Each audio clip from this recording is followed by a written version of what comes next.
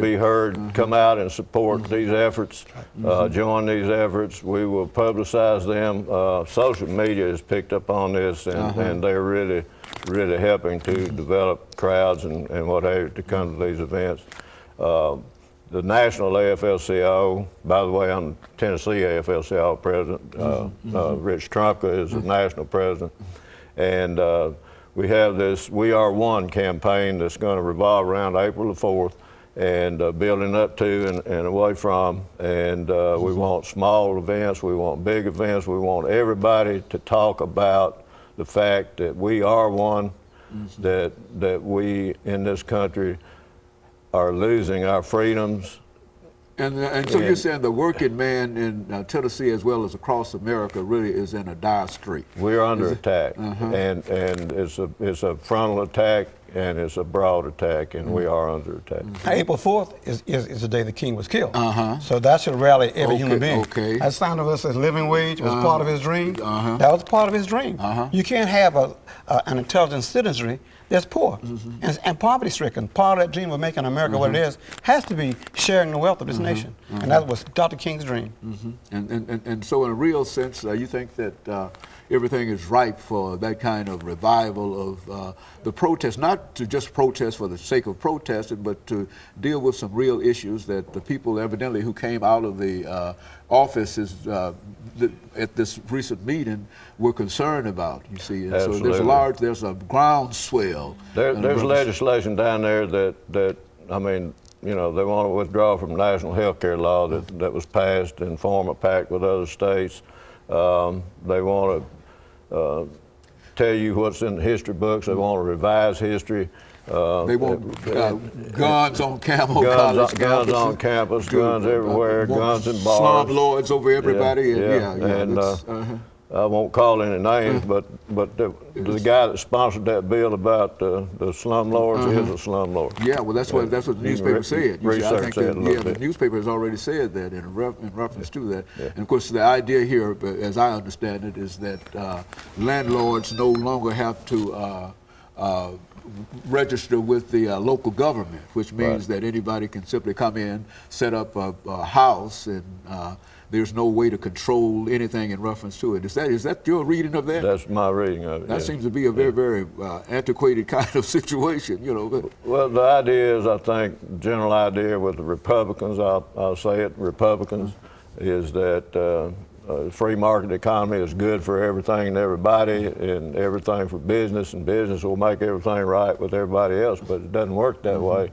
And you know, they're taking everything and leaving the people with nothing. And when you start trying to balance the budget, like I said a while ago, on the backs of poor people and working people, there's not enough there to balance the budget on. They just want to bring us down to our knees. And just kind of continue the kind of control. Of course, you saw this in the civil rights movement as well. It took people, it took young people, it took everybody to make that country change that hate that was legal. I mean, if hate sometimes is not legislated, sometimes comes in your heart.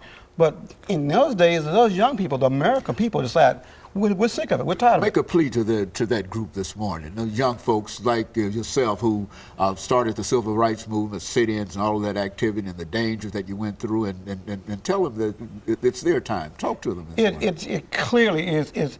We had a motto, and this applies to you all young people: if not now, when?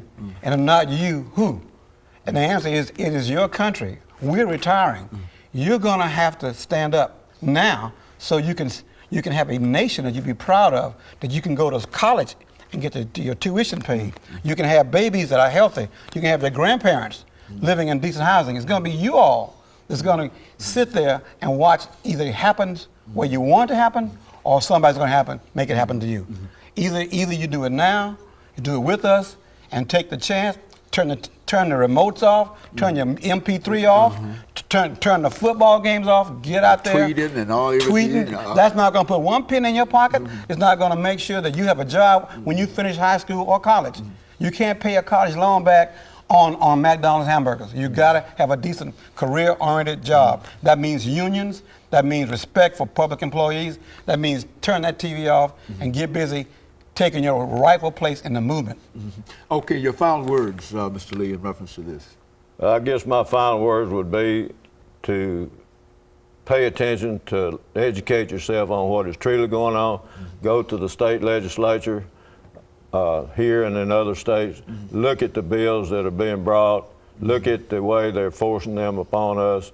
With a large majority of people, there is no heartfelt relief there for us. I'll tell you, it's all about business. It's all about business interest, and it's all about taking it away from the people. Okay, over the last 30 seconds, let me thank the two of you as well as Alana for coming by and giving us that excellent information about the protest movement in Tennessee. And certainly I couldn't end this without adding that the students at Tennessee State University and all of these historical black colleges, Scarry and others, have a special responsibility because they have to continue this movement that was started here in a real sense. And so that's the only way. And let me encourage you to tune in again next week for another informative edition of Context. Thank you and